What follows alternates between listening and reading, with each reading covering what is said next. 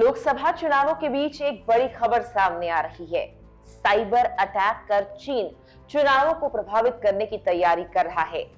भारत विरोधी गतिविधियां प्लान करने वाला चीन बाज नहीं आ रहा। अब तक किसी देश या किसी संस्थान के सहारे भारत को नुकसान पहुंचाने की कोशिश करने वाला चीन अब चुनावों को प्रभावित करने के लिए एआई का सहारा लेगा। गार्जियन अखबार के मुताबिक माइक्रोसॉफ्ट ने चीन की इस चालाकी की चेतावनी पहले ही दे दी है। रिपोर्ट के अनुसार अमेरिकी टेक फर्म ने कहा कि उसे उम्मीद है चीनी राज्य समर्थित साइबर समूह 2024 में हाई प्रोफाइल चुनावों को टारगेट करने की कोशिश में है। इसमें भारत भी शामिल होगा।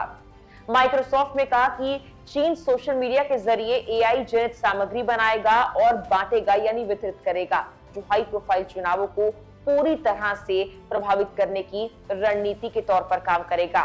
माइक्रोसॉफ्ट ने आगे इस रिपोर्ट में कहा कि हालांकि इस तरह की सामग्री का प्रभाव ज्यादा नहीं रहता, लेकिन मीम्स, वीडियोस और ऑडियोस को बढ़ाने में चीन का बढ़ता प्रयोग जारी रहेगा और भविष्य में हो सकता है कि ये प्रभावी साबित हो। माइक्रोसॉफ्ट ने रिपोर्ट में कहा कि चीन ने पहले ही जनवरी में ताइवान के राष्ट्रपति चुनाव को प्रभावित किया और एआई जनित दुष्प्रचार अभियान का प्रयास किया। कंपनी ने कहा यह पहली बार है जब उसने किसी राज्य समर्थित इकाई को विदेशी चुनाव को प्रभावित करने के लिए एआई निर्मित सामग्री का उपयोग करते देखा है। स्टॉर्म 1376 नामक बीजिंग समर्थित समूह, जिसे स्पैमोफ्लेज या ड्रैगन ब्रिज के नाम से भी जाना जाता है, ताइवान के चुनाव के दौरान काफी ज्यादा एक्टिव था। चुनाव को प्रभावित करने के लिए इसके प्रयासों में यूट्यूब पर चुनाव उम्मीदवार टेरी गो का फर्जी ऑडियो पोस्ट करना शामिल था, जो नवंबर में चुनाव से हट गए थे, दूसरे उम्मीदवार का समर्थन कर रहे थे। रिपोर्ट में एआई एंकर्स का भी जिक्र किया गया है, जिसका इस्तेमाल लगातार बढ़ रहा है।